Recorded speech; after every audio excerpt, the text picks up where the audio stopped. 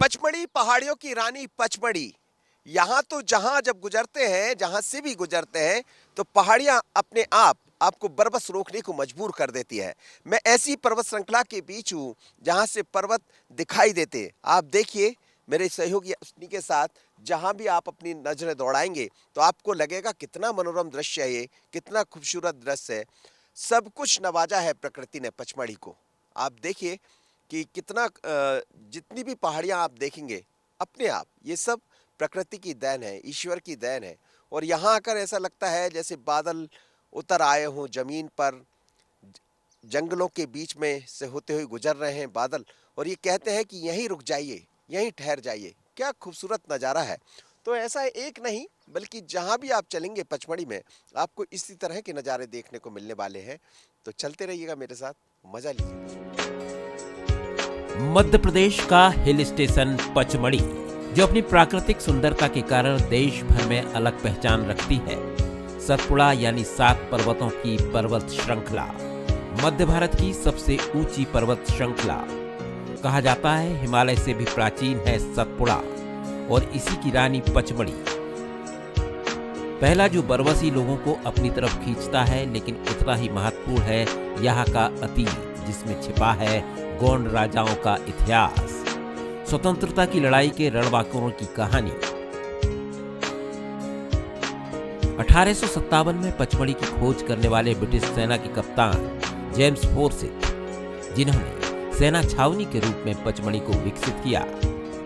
तो पचमढ़ी है, पचमढ़ी में पर्यटकों के पहुंचने का सिलसिला जारी है। और जब मौसम होता है दिसंबर जनवरी का, तो बहुत लोग आते हैं। आप लोग भी पहुंचे, कैसा लग रहा है पचमढ़ी? बहुत बढ़िया लग रहा है। और यहाँ पे यहाँ की जो वादियाँ हैं, फ्रेश एयर जो हैं, इनको देख कर लगता है कि हाँ, मतलब इन्वायरमेंट हमारे बहुत अच्छी है यहाँ पे एमपी में। और इन्वायरमेंट ऐसी होनी चाहिए पूरे ऑल ओवर वर्ल्ड में, मैं ये कहता हूँ। क्योंकि फ्रेश एयर जो अपने हम लेते हैं ना, वो अलग सी फील आती है कि हम हमारी लाइफ जो है वो लाइफ लॉन्ग हो जाएगी वो एक तरीके से। खूबसूरत नज़ारा है। ऐसे तमाम लोग आपको मिल जाएंगे, जहाँ भी जिन पहाड़ियों पर आप जाएंगे तो आपको ये सब मिलता रहेगा। लेकिन मेरे साथ आप चलते रहिएगा, मैं लोगों से भी आपको मिलवाने वाला हूँ और पचमढ़ी का नज़ारा भी दिखाने वाला हूँ। पचमढ़ी का इतिहास हजारों साल पुराना है। वो पचमढ़ी जिसका श्रृंगार जल थल नभ से होता है। पचमढ़ी में कई रहस्य छिपे हैं।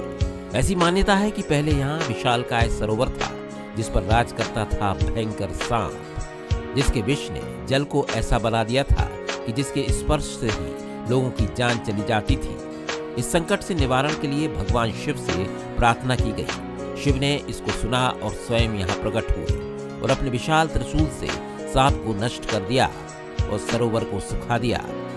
महादेव के आशीर्वाद और प्रकृति की शिल्पकारिता ने खाली जगह में हांडी का आकार ले लिया, जिसके कारण पचमढ़ी वन क्षेत्र का नाम पड़ा हांडी खोह, जिसके चारों तरफ 300 फीट गहरी चट्टानें हैं। ये आज भी अपनी आश्चर्यजनक सुंदरता के लिए प्रसिद्ध है। धीरे धीरे इस वीराने में जीवन सृजन हुआ, जहां आज भी प्रकृति का सौंदर्य नजर आता है, जिसकी तलहटी में कई अनमोल जड़ी बूटियां हैं।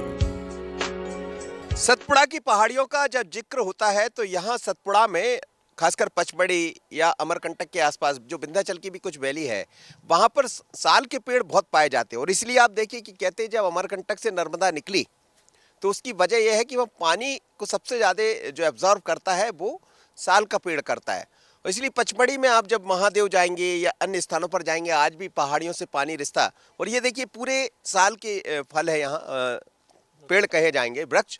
और पूरी पचमढ़ी में इस तरह आप साल ही साल के पेड़ नजर आएंगे। साल का पेड़ पानी के बचाव के लिए, जिसे हम कहें कि पानी के संयोजन के लिए, इससे बेहतर कोई पेड़ नहीं होता है। मेरे साथ हैदर भाई बने हुए, हैदर अली, जो पेड़ पौधों के बारे में भी काफ़ी जानते हैं। कितने तरह के पेड़ यहाँ होते हैं और क्या क्या खासियत है? यहाँ पे जो सब 27 वैरायटियों की लकड़ियाँ होती हैं। सब में ज़्यादा जो पाया जाता है ये पूरा साल का जंगल, जो शुद्ध कोड़िया लोभान जो अपन बोलते हैं, ये कोड़िया लोभान के पूरे झाड़ लगे हुए हैं, जो इन झाड़ों में एक खूबी होती है कि जैसे कि अपन इसको गीला वृक्ष को यानी काट रहे हैं तो 15 दिन के अंदर इसमें घुन लग जाता है, और इसको उजेल यानी अंधेरी रात में काटते हैं तो ये 40 साल तक लोहे का काम करता है। पहले के टाइम पे जो ट्रेन की पातों में लकड़ियाँ डलती थी इसी के चरपट डलते थे। ऐसे यानी कुल मिला के पचमढ़ी के अंदर जो 27 वैरायटियों की लकड़ी, जिसमें साज है, कारी है, महुआ है, अचार है, तेंदू है, धोंकड़ा है, हल्दू है, कैम की लकड़ी है। सिर्फ सगोना नहीं हो पाता, बमूल नहीं हो पाता, खेर की लकड़ी नहीं हो पाती। अब जैसे कि अभी तो इस पर रोक लगा दी है, सब बैन लगा हुआ है, तो काफ़ी दिनों से यानी ये मार्केट में नहीं आ रहा है, कम से कम 2-4-10 साल से। तो अब कौन सा लोहान चल रहा है? नहीं, अभी तो वैसे ही ये ना, जो पुराना माल रहता तो वो आदमी लोग अपना पेट भरने के हिसाब से अपना थोड़ा बहुत बेचते रहते हैं। बाकी का जितना जब ये मेले ठेले वाले आते हैं तो वो लोहान को, बाहर का लोहान को इस्तेमाल करते हैं पचमढ़ी के नाम से, कि पचमढ़ी के नाम से करते, तो आदमी इसलिए उसको लेता है। पचमढ़ी में मिलता है लोहान? हाँ मिलता है सर, जटाशंकर में लोहान मिलेगा, महादो में मिलेगा। क्या इस्तेमाल होता है? ये सब जैसे कि मुहर्रम में भी जैसे ताजिया वगैरह रहती हैं तो उसमें न्याज फातिया में भी छोड़ा जाता है, घर की शुद्धिकरण के लिए भी इनको छोड़ा जाता है। और इसको जैसे कि अच्छे यानी जैसे कि कोई गमी भी हो जाती है तो ये रार जिसको बोलते हैं, तो वो वहाँ पे भी शमशान घाट में भी इसका काम इस्तेमाल होता है। उसको भी, हाँ यही होती, इसी को बोला जाता है। पचमढ़ी की हरी भरी वादियों के बीच बसी महादेव गुफा, जहाँ की अपनी कहानी है। कहा जाता है कि पूर्व काल में भस्मासुर नाम का एक राक्षस था, जो पूरी दुनिया पर राज करना चाहता था, और इसी उद्देश्य से उसने भगवान शिव को प्रसन्न किया। बदले में आशीर्वाद मिला कि वो जिस पर हाथ रखेगा वो भस्म हो जाएगा। लेकिन उसने जिससे आशीर्वाद लिया उसे ही भस्म करने उतर आया। भगवान शिव पर संकट आया, लेकिन भगवान विष्णु ने उसके घमंड को चूर कर दिया। इसके अंश आज भी यहाँ देखने को मिलते हैं। प्रकृति का जल शिव का अभिषेक करता है। पचमढ़ी को लेकर कई किंवदंतियां हैं, कई बातें कही गई है। यदि शिव पुराण का जिक्र होता है तो फिर पचमढ़ी का जिक्र भी आता है, महादेव की बात भी होती है। और मैं जहां हूं वो है महादेव, बड़ा महादेव के नाम से जानते हैं पचमढ़ी में।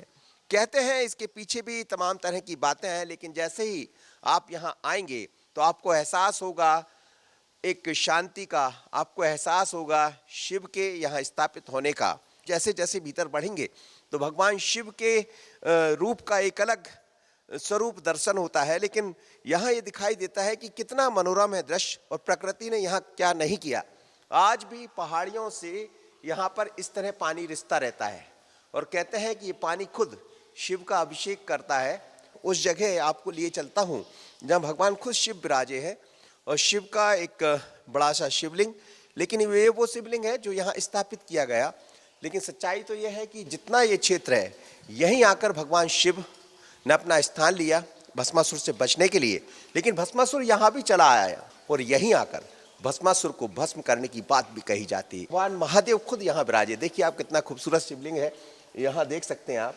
और दूर दूर से लोग आते हैं। धीरे धीरे कर कर चीज़ें बदली है, लेकिन ये जो पुरातन शिवलिंग है आपको दिखाई दे रहा है, ये पुराना शिवलिंग है जो यहाँ बरसों से स्थापित है। शिव का एक और आवास है जटाशंकर, जहाँ गुफाओं में नजर आती है शिव की जटाएं। इस स्थान को पूजने वाले सैकड़ों लोग मिल जाएंगे जिन्हें यहाँ एहसास होता है शिव शंभू का। चलिए, हर हर महादेव, महादेव जटाशंकर के मैं दरबार में हूँ, और तमाम सारे लोग भगवान शिव के दर्शन करने पहुंचे। सब लोग अपनी अपनी भावनाएं, अपनी तमाम तरह की कामनाएं लेकर यहाँ पहुंचे हैं, और सभी के मन में शायद यही विश्वास होगा कि ये नया साल बहुत अच्छा हो। क्या कामना की है आप लोग ने, और भगवान शिव से क्या आशीर्वाद मांगा?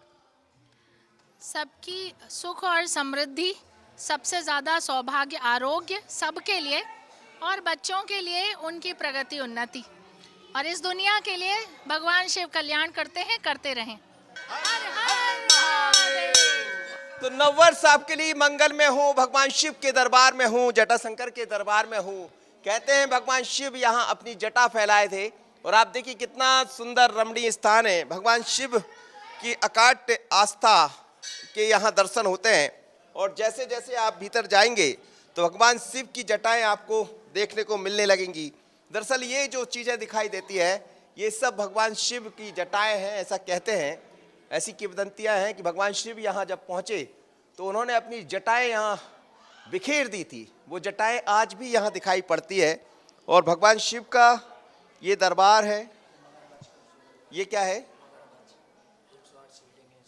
तो आप देखिए कि कहते हैं कि ये मगरमच्छ का स्वरूप यहाँ दिखाई देता है और 108 शिवलिंग बने, छोटे छोटे शिवलिंग आपको दिख जाएंगे यहाँ बने हुए।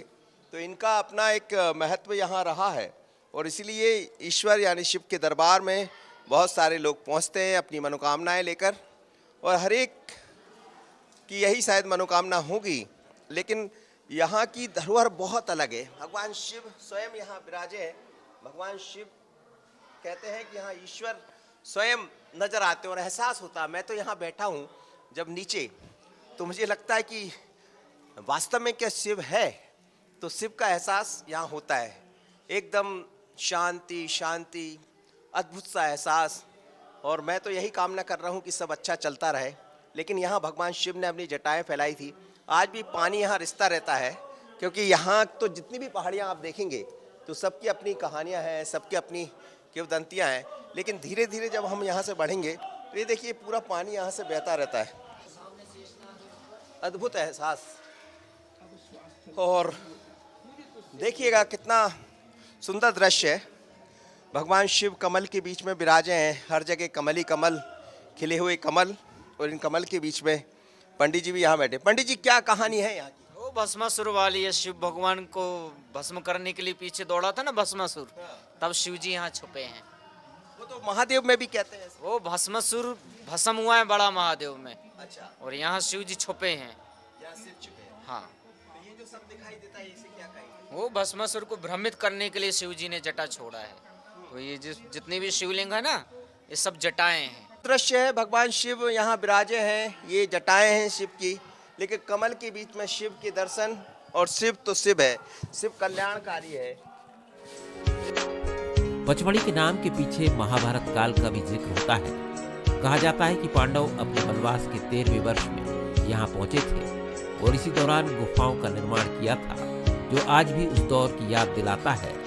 पांडव गुफाओं के नाम से इनको जाना जाता है। लेकिन आप देखिए कैसा है, सिंगल पत्थर को, मतलब जब पत्थर रहा होगा पहाड़ियों पर तो इन्हीं पत्थरों को खोदा गया। कहते तो ये भी है कि नाखूनों से खोदा गया, ऐसी किंवदंतियां हैं।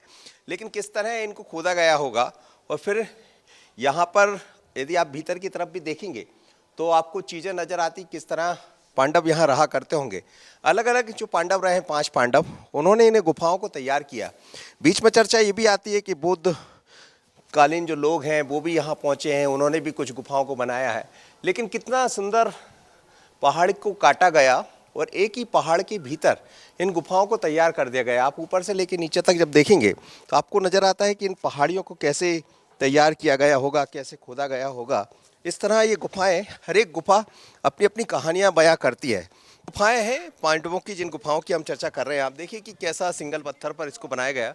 पत्थर जिसे आज हम अपने पिलर के रूप में इस्तेमाल करते हैं, उस समय पिलर नहीं होते थे, बल्कि सिंगल पत्थर को काटा गया और उसी पत्थर के आधार पर इनको पत्थर से जुड़ाई भी हुई है। और भीतर की तरफ भी आप देखेंगे तो किस तरह मेहराब जिसको कहते हैं वो यहाँ देख सकते हैं। यानी बहुत अलग तरह से पूरी इनको काटा गया। लेकिन समझ आता है कि किस तरह पहाड़ियों को काटा गया होगा, काट के इनको बनाया गया होगा। सिंगल पत्थर है। और ये भी देखिए आप, पत्थर यानी पहाड़ी के भीतर ही ये तैयार की गई है गुफाएं। ऐसी एक नहीं बल्कि अलग अलग गुफाएं, जो 5 गुफाएं हैं यहाँ, पांचों का अपना अपना एक महत्व है। और 5 पांडव भी रहा करते थे, इसीलिए 5 गुफाएं यहाँ बनाई गई थी। लेकिन सिंगल पत्थर पर नक्काशी उस तरह की नहीं होती थी, पर सिंगल पत्थर को किस तरह काटना और इसके जरिए आगे दिखाना। तो ये देखिए आप, पत्थरों को काट कर ये एक दूसरे को गुफा से जुड़ी हुई थी। ये रास्ता देखिएगा आप किस तरह इनको जोड़ा गया। और पूरा अलग अलग जितनी भी आप गुफाएं देखेंगे तो हर गुफा की अपनी एक कहानी है, किंवदंती है। लेकिन जैसे जैसे आप यहाँ से क्रॉस करते जाएंगे तो आपको नज़र आएगा। ये देखिए किस तरह चीज़ें रहा करती थी। मतलब पत्थर को काट देना, पहाड़ी को काट देना, उस पहाड़ी में अपने आप का एक घर बना देना, ये अपने आप में चीज़ें हैं। तो ऐसी 5 गुफाएं हैं जिसमें आप देखेंगे तो ये गुफा को चला गए, इसको थोड़ा गहरा किया गया। भीतर की तरफ असली दिखाएंगे तो समझ आएगा कि किस तरह, चूँकि लॉक लगा हुआ, भीतर नहीं जा सकते। पर जो नज़र आता है वो देखिए आप, किस तरह इन गुफाओं को काटा गया, पत्थर को। और पत्थर को काट कर बड़ी साफ, यानी एक तरह से कहा जाए बड़ी सफाई के साथ इन्हें तैयार किया गया है, जिसमें हमारी कला, धरोहर, विरासत सब कुछ दिखती है।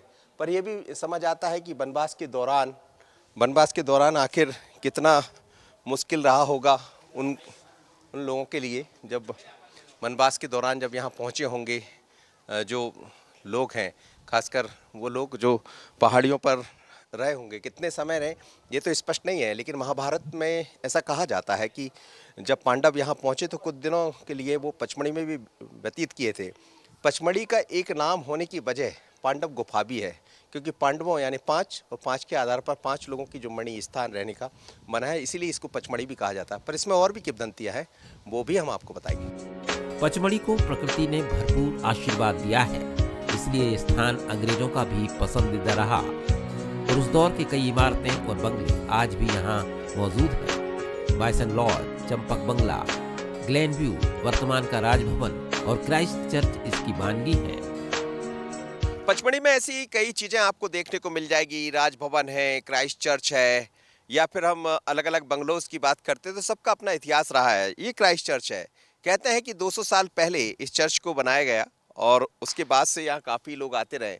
जब अंग्रेज यहाँ पहुँचे 200 साल पहले तो इस चर्च को यहाँ निर्माण किया गया था। कहा यह जाता है कि इस चर्च का निर्माण पूर्वी बंगाल इन्फेंट्री के जनरल एवं पचमढ़ी में वर्षों तक रहे सहायक कमांडेंट फ्रैंकवर्थ मोरिस ने कराया था।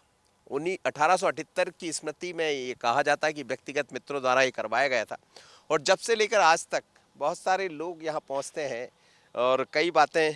क्या मेरे साथ यहाँ के एक गाइड भी है, अपना नाम बताइएगा। मेरा नाम अभय कुमार है सर। अबे क्या कहते हैं इस चर्च के बारे में? सर, कितना पुराना क्या है इसका? सर ये 200 साल से भी ज़्यादा पुराना चर्च है। जब यहाँ पर अंग्रेज लोग शासन किया करते थे तो उन्हीं की देखरेख में बनाया गया है। 1848 से 1878 के बीच में बना है, क्योंकि यहाँ पे जो अंग्रेज थे वो अपनी सत्ता चेंज करते रहते थे, इसलिए इतना लंबा समय लग गया इसे बनने में। तो ऐसा माना जाता है इसे बनाने के लिए उड़द की दाल और चूने का पत्थर मिला के बनाया गया है। ये वेस्टेज स्वामी का चर्च है। जी, पचमढ़ी में 2 चर्च हैं। इसे कैथोलिक चर्च कहते हैं। एक आर्मी के अंदर है जो एथोलिक चर्च है। इसे हम देख सकते हैं बाहर से। ये संडे के दिन ओपन रहता है सुबह 8 से 12 के बीच में, लेकिन एक आर्मी के अंदर है उसे हम नहीं देख सकते हैं। तरह निर्माण हुआ है पहले, कह रहे हैं, जैसा अबे बता रहे थे, ये गाइड है कि चूने में जब उड़द की दाल मिल जाया करती थी। लेकिन ऐसे कई किले आपने देखे होंगे, किलों का निर्माण भी चूने से हुआ। उसके साथ जो चीज़ मिलाया करते थे वो उड़द की दाल हुआ करती थी, गुड़ भी हुआ करता था। इस तमाम तरह की चीज़ें हैं। लेकिन यहाँ धरोहर भरी पड़ी है। जितनी आपसे बात करेंगे उतनी धरोहर हम आपको दिखाते रहेंगे, क्योंकि ये पचमढ़ी है, बहुत पुराना नगर है। काफ़ी लोग आए, अंग्रेज के बाद जो अलग अलग समय में राजा महाराजा रहे वो भी समय समय पर यहाँ आते रहे। कई लोगों के बारे में कई तरह की बातें कही जाती, लेकिन चर्च का अपना इतिहास है, इसलिए ये भी एक धरोहर का हिस्सा है।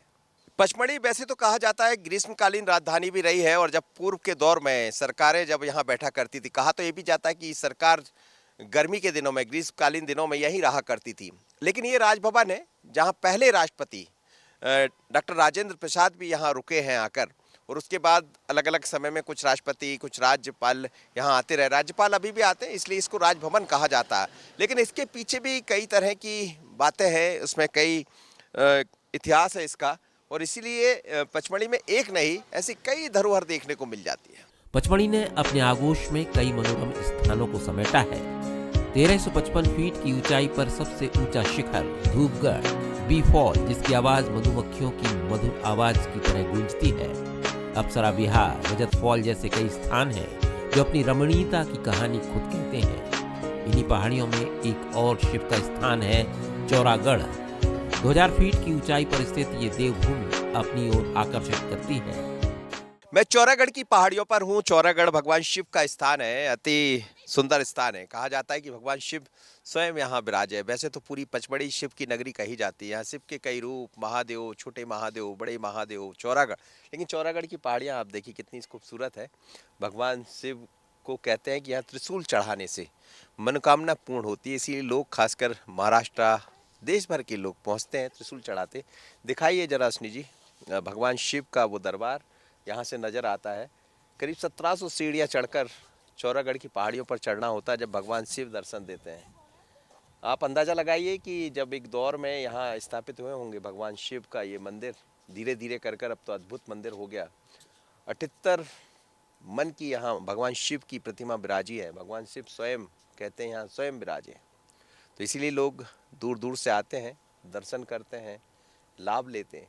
लेकिन सतपुड़ा की ये पहाड़ियाँ, पचमढ़ी यूं ही पर्वतों की रानी नहीं कही जाती है, इसीलिए कही जाती है कि यहाँ तो जहाँ भी आप देखेंगे, और देखिए कितने सारे लोग मेरे पीछे की तरफ जब अश्विनी दिखाएंगे तो बहुत परिवार यहाँ पहुँचे हुए हैं और पूरा आनंद ले रहे हैं इस समय पचमढ़ी का।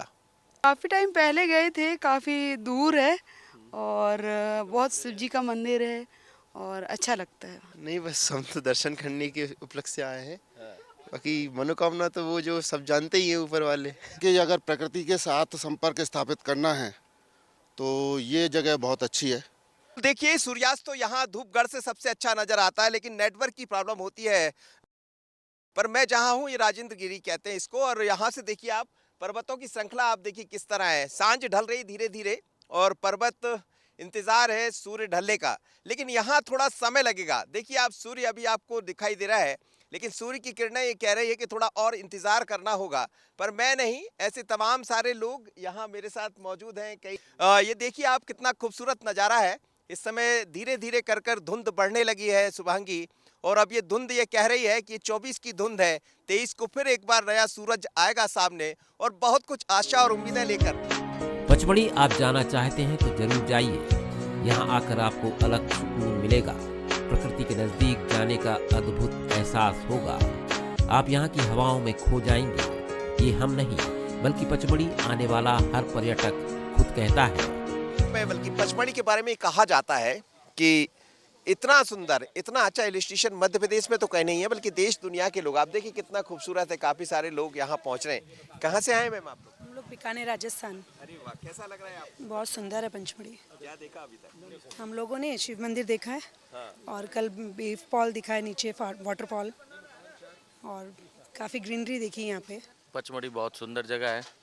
हम लोगों ने न्यूजीलैंड में ट्रिप की थी इसी साल में, बट लग रहा है न्यूजीलैंड से भी सुंदर जगह है यहाँ पे। अच्छा लगा, बहुत अच्छा लगा। बहुत अच्छी घूमने की जगह है और बहुत अच्छा वेदर है, बहुत सब कुछ अच्छा है। कैसा लग रहा है पचमढ़ी? अच्छा है, पचमढ़ी अच्छा है। क्या देखा यहाँ?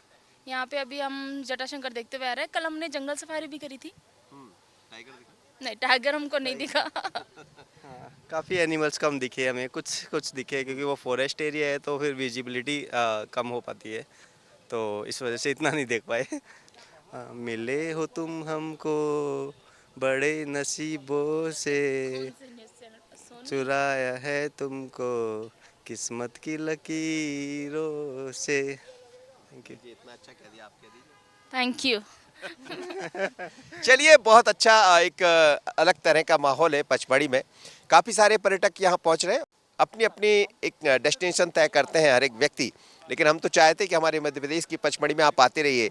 यहाँ से अच्छा हिल स्टेशन भी आपको कहीं नहीं मिलेगा, और यहाँ का जो मनोरम दृश्य है वो तो आपको कहते ही है कि चले आइए पचमढ़ी। पचमढ़ी में ऐसी वनस्पति और वन्य जीव मिलते हैं जो कहीं और नहीं है। शाल और सागौन के जंगल के बीच जंगल में कई अनमोल धरोहर हैं जो हमें रुकने को मजबूर करती हैं। यहाँ पे जो सब 27 वैरायटियों की लकड़ियाँ होती हैं। सब में ज़्यादा जो पाया जाता है ये पूरा साल का जंगल, जो शुद्ध कोड़िया लोभान जो अपन बोलते हैं, ये कोड़िया लोभान के पूरे झाड़ लगे हुए हैं।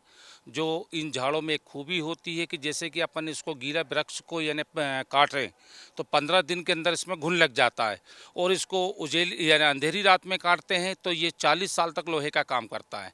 पहले के टाइम पे जो ट्रेन की पातों में लकड़ियाँ डलती थी, इसी के चरपट डलते थे। ऐसे यानी कुल मिला के पचमढ़ी के अंदर जो 27 वैरायटियों की लकड़ी, जिसमें साज है, कारी है, महुआ है, अचार है, तेंदू है, धोकड़ा है, हल्दू है, कैम्प की लकड़ी है। सिर्फ सगोना नहीं हो पाता, बमूल नहीं हो पाता, खेर की लकड़ी नहीं हो पाती, ये है। तो अभी कैसा है जंगल यहाँ? जंगल ठीक है साहब, काफ़ी बढ़िया जंगल है। अब तो बहुत बचाव हो गया, जहाँ पे काफ़ी फॉरेस्ट इसका मेंटेनेंस कर रही है। अब तो जी जो है जब से ये सिलेंडर वगैरह चले, नहीं तो कोई ज़माने में जब सिलेंडर नहीं थे उस टाइम जंगल की कटाई होती थी। अब तो चारों तरफ हरा ही हरा दिखता है। कटाई कम हो गई? कटाई बहुत ही कम हो गई, सब नई के समान हो गई। पचमढ़ी का मेरा सफर बहुत यादगार रहा। मन करता है इसी जंगल में बस जाएं, जीवन का सुखद अनुभव करें। लेकिन रुकना मेरा काम नहीं, क्योंकि अगली बार आपको किसी और धरोहर